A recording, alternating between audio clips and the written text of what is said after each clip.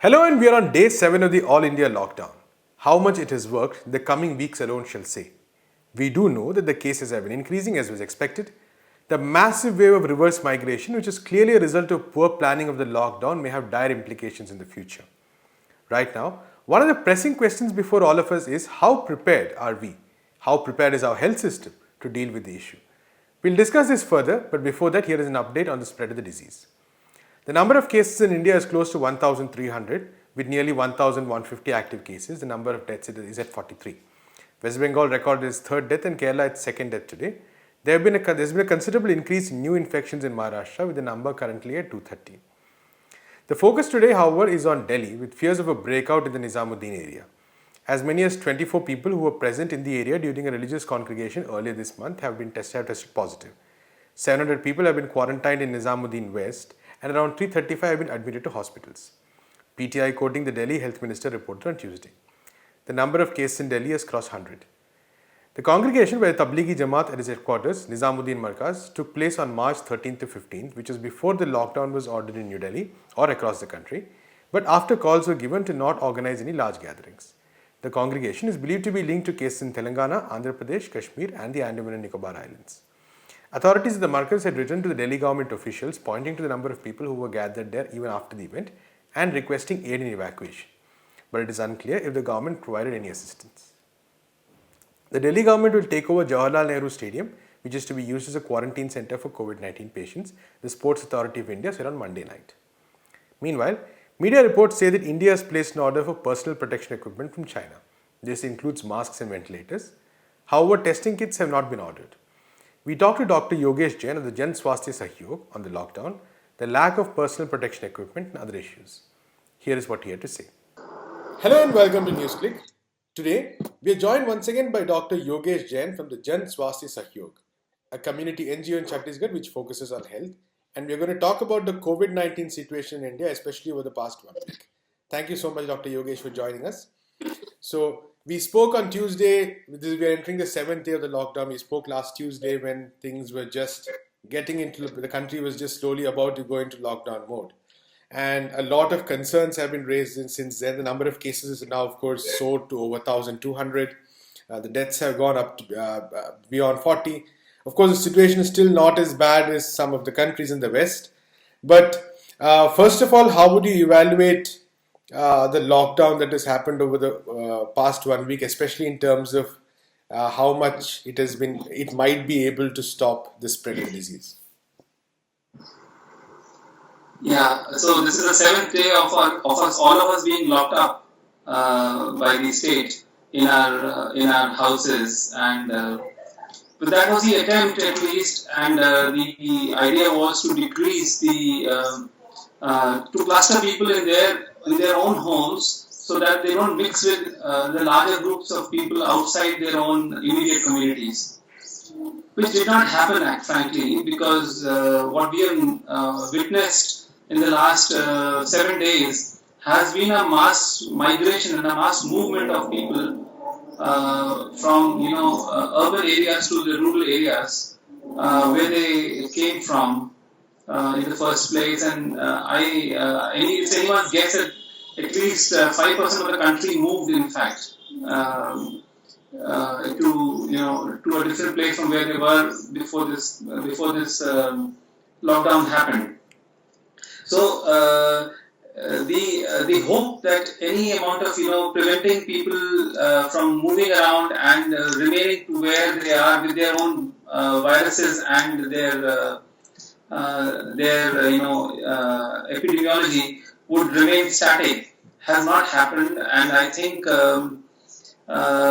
it is unlikely that I feel that the lockdown would have effect rather than in fact the virus, which is clearly smarter than all of us, including our state, is likely to make further inroads, and we can enjoy and bask in the comfort that we are slightly behind on the curve, as it were, compared to other countries.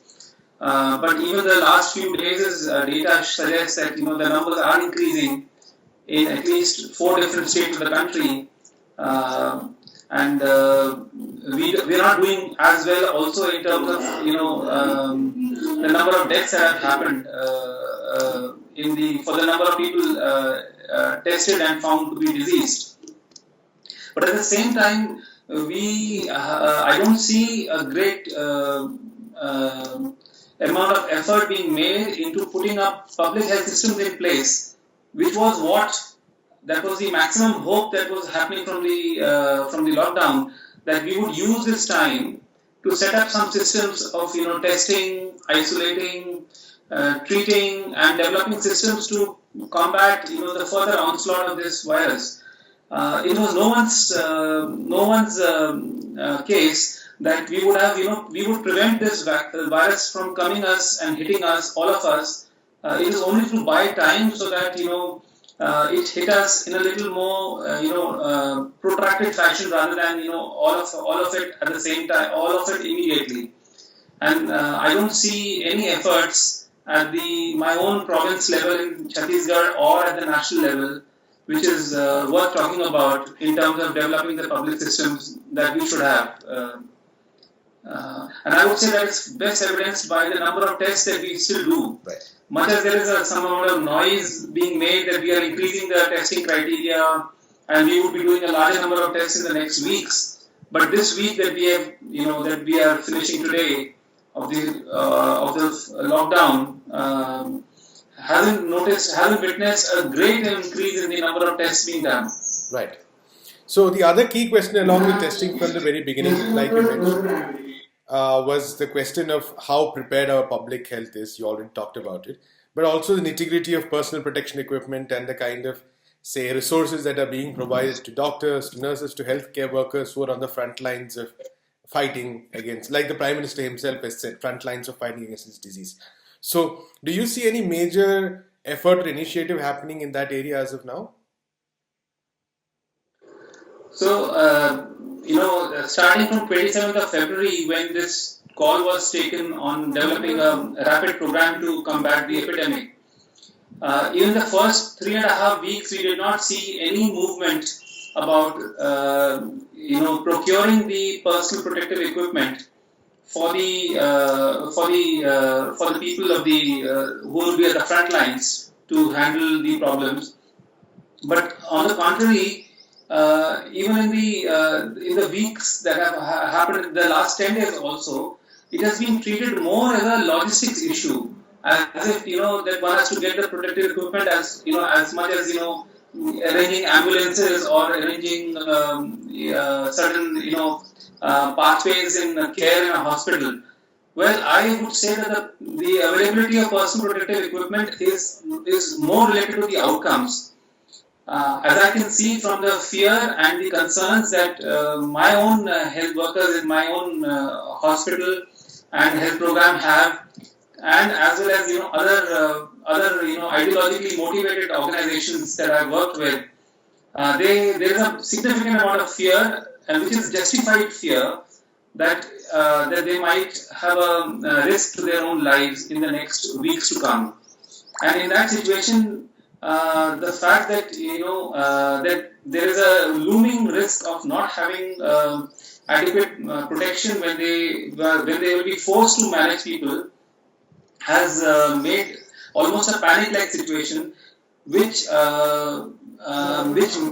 necessitates that personal protective equipment has to be there. Otherwise, there will be mass-scale desertion, is my fear, from both public and the private hospitals that we have in that country. And in this case, in the public system, this will be remarkable, where already we know that the level of accountability is still now questionable for many people who work in it.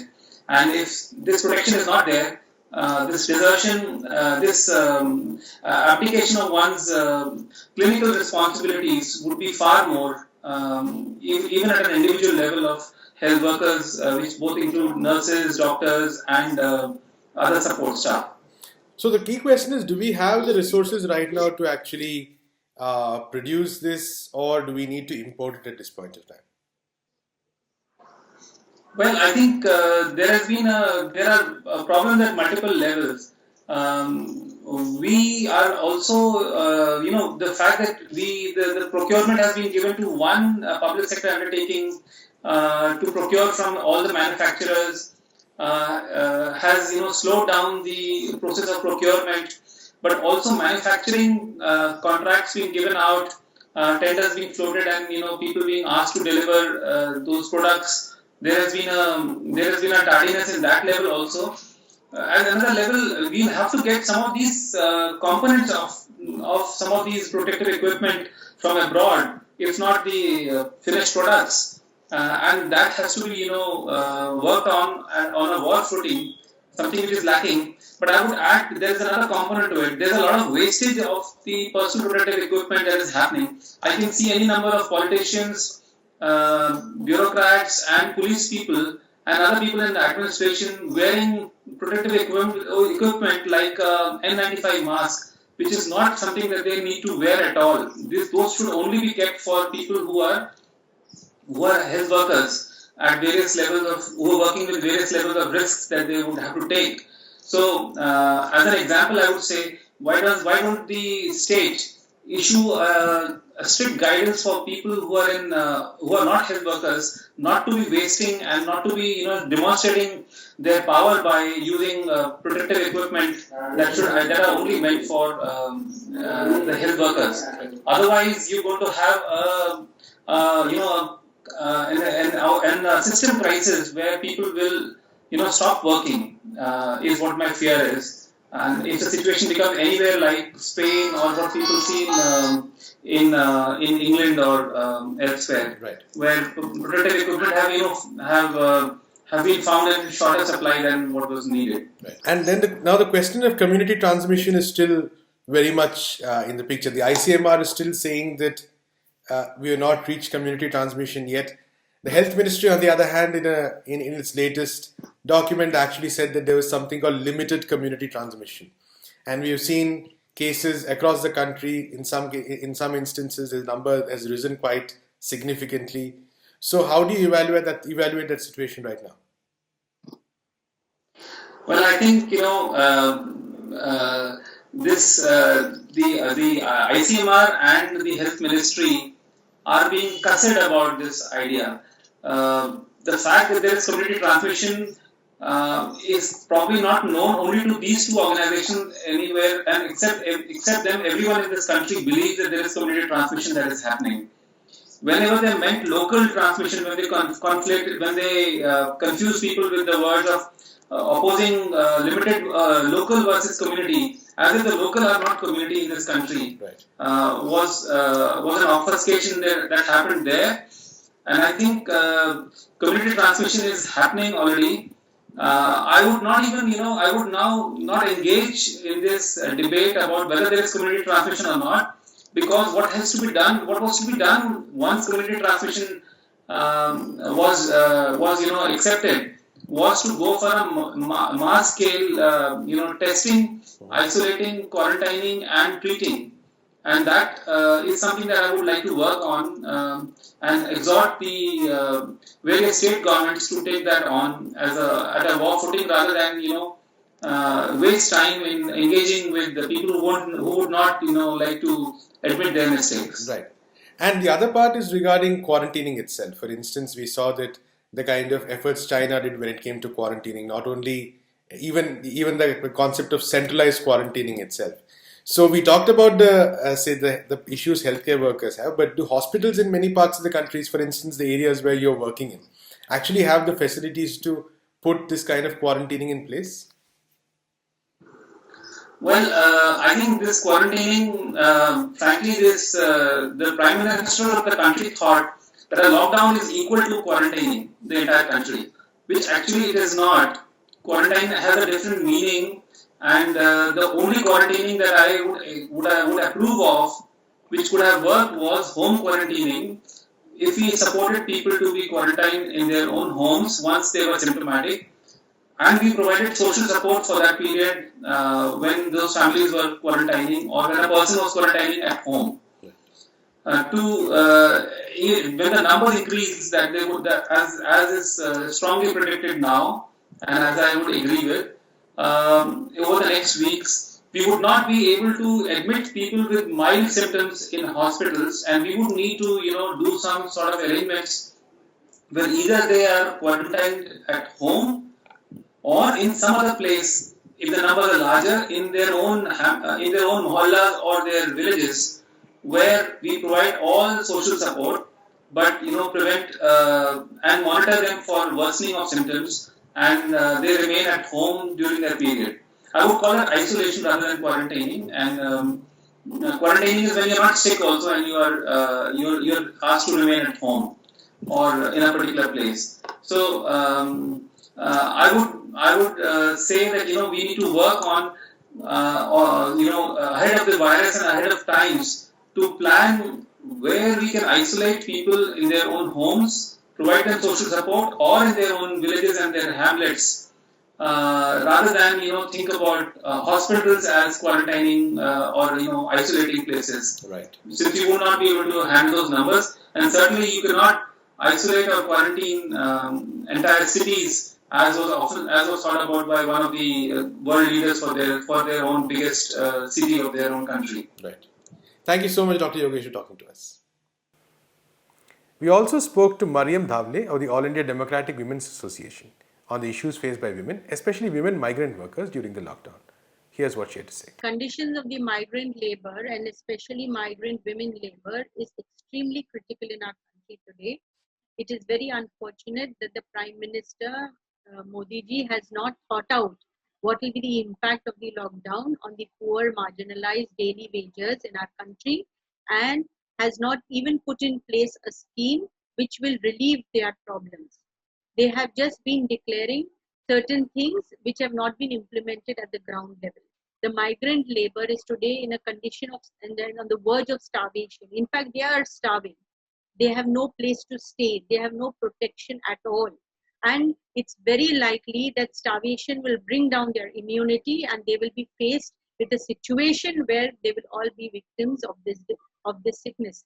So we have to see to it that it's a very, very large mass of people in our country, and they need to be protected and they need to be helped. The government is not putting in place the testing facilities, and that is why we are not having enough of available resources for women to go and have their testing done. So that needs to be done. But the primary thing is food has to be supplied to the people. People should not go hungry. That is the most important task today, and providing security to them so that they are not left to fend for themselves. That is one thing that the Modi government and the state government should do.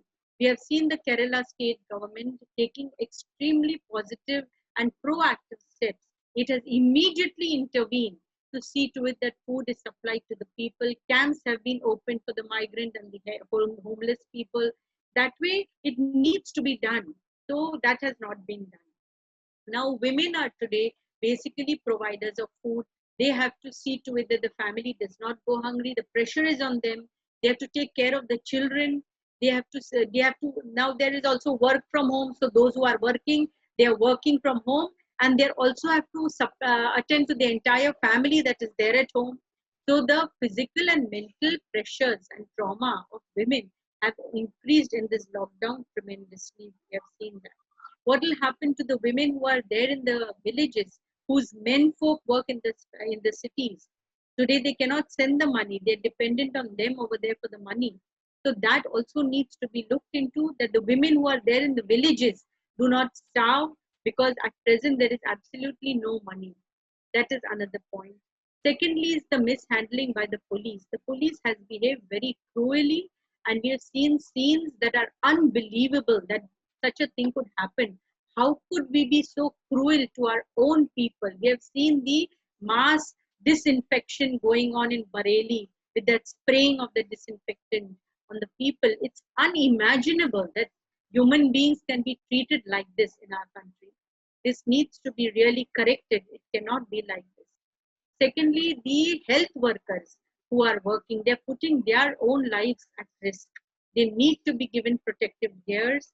The nursing staff, the doctors, the Anganwadi, the Asha workers, they've all been roped into this health system for handling this crisis. So they need to be given the protective gear on a priority basis. You cannot differentiate over there. Everybody who is doing this. Then we find domestic workers. They are being threatened that they will not get the pay of the month that they are not working. So how will they run their houses? We've seen the garbage collectors. Many of them are women. They come to the areas to collect the garbage. They have no protective gear. So the poor generally, the poor, the laboring people, men and women, are just left to fend for themselves in our country. This is highly, not acceptable, and this needs to be changed. Along with other women's organizations, have sent a memorandum to the Prime Minister because though both the speeches of the Prime Minister did not speak about any relief measures, it only talked about Janta curfew and lockdown. The Finance Minister's speech also has not really given much. It's given some 500 rupees per month to SHG women. So that's not sufficient. We've demanded that immediate food should be supplied to the people. Nobody should starve in our country. Then all the masks, sanitizers, health facilities should be provided. The local doctors, local dispensaries should be roped in for this, and the facility should be easily available. So that is another thing that we have demanded. We have said that nobody should be evicted from their homes because of they cannot pay the house rent. We should see to it that in all homeless people are provided certain shelters everywhere, wherever they go, because migrant labor, the factories are closed, they don't know where to go, they're on the roads, they're in very unsafe situations. They should be provided. The people it should be seen that nobody should lose their jobs afterwards. That has to be also looked into.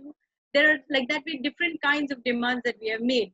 We have also said that the Modi government should provide protective gear to all the health workers, and it's the responsibility of the government to see to it that immediate care should be taken about that also. Now, they have said that they're going to supply rations, free rations, 5 kilos and all that, but everywhere it has not yet come. So immediately we have to see to it. AIDWA units have been have already given memorandums to different collectors. They have gone to ration shops, they've met ration adhikaris, that is before the lockdown was declared, to see to it that some relief is given. But everywhere it is not there.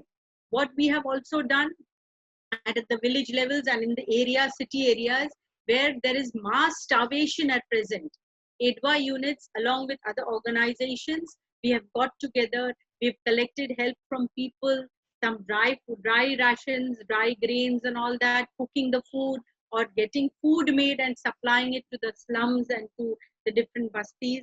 That is what we are trying to do and help the people, and to see to it that they are not left just high and dry. And that is what this government should come forward and do.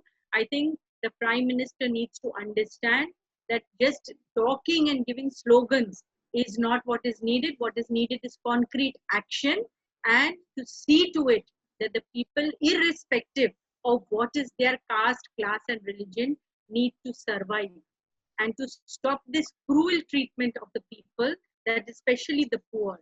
The people who have some facilities are buying things and looking after themselves, but it is those who are the absolute poor who need our greatest help.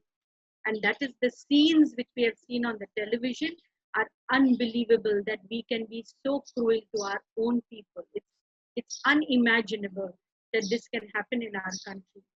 Secondly, the rates of domestic violence, incidents of domestic violence are also on the rise. Today, women cannot move out, they cannot complain, they cannot go out. So they have to stay within the houses. Some days' time, obviously, all this will come out also, because at present, everything is under lockdown. So nobody really knows much. But as a women's organization, we do get phone calls that they are in extremely abusive conditions and they have no way out at present. This is another factor. Women, when they have to sleep on the roads, we have seen them walking on the highway, and in such insecure conditions, what happens to women, how they become victims of even sexual violence. We have seen that, though incidents have not been exposed as such, but We always know that women have to undergo these incidents many a times in such situations of insecurity. And ADWA at present is reaching out to all those who need help in various parts wherever we have our work and our units. That's all we have in this episode of Let's Talk. We'll be back tomorrow with the latest news developments of the day. Until then, keep watching NewsClick.